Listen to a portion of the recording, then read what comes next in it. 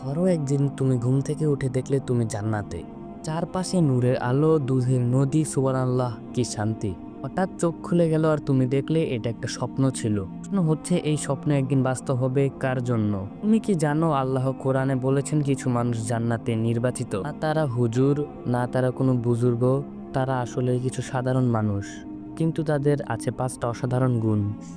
চলো জানি, যদি এই 5টা গুণ তোমার মধ্যেও থাকে তুমিও কি জান্নাতি। 1 নাম্বার, আল্লাহ ভীরুতা, মানে গুনাহ করতে গিয়েও থেমে যাওয়া, এই ভেবে যে আল্লাহ দেখছেন।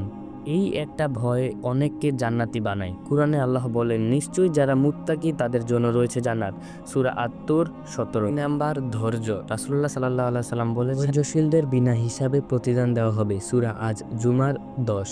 3 নাম্বার, নামাজ কায়েম করা, না শুধু পড়া, কায়েম করা মানে সময় মতো আন্তরিকতা দিয়ে নিয়মিত নামাজ পড়া, কারণ কোরআনে স্পষ্ট, যারা নামাজ কায়েম করবে তাদের জন্য জান্নাত, সূরা আল মুমিনুন। 4 নাম্বার, দান, একটু পানি, একটা খেজুর। রাসূলুল্লাহ সাল্লাল্লাহু আলাইহি সাল্লাম বলেছেন, দান আগুন থেকে রক্ষা করে, যদিও তা হোক একটি খেজুর, সহিহ বুখারী।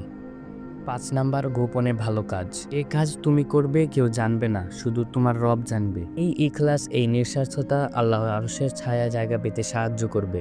তোমার জীবনে যদি এই 5টা গুণ থাকে, তাহলে জান্নাত শুধু স্বপ্ন না, হতে পারে তোমার ভবিষ্যৎ ঠিকানা। তাই কমেন্টে লিখে ফেলো, হে আল্লাহ, আমাকে জান্নাতের উপযুক্ত বানাও, আর শেয়ার করে দাও এমন কারোর সঙ্গে যে জান্নাত পেতে চায়।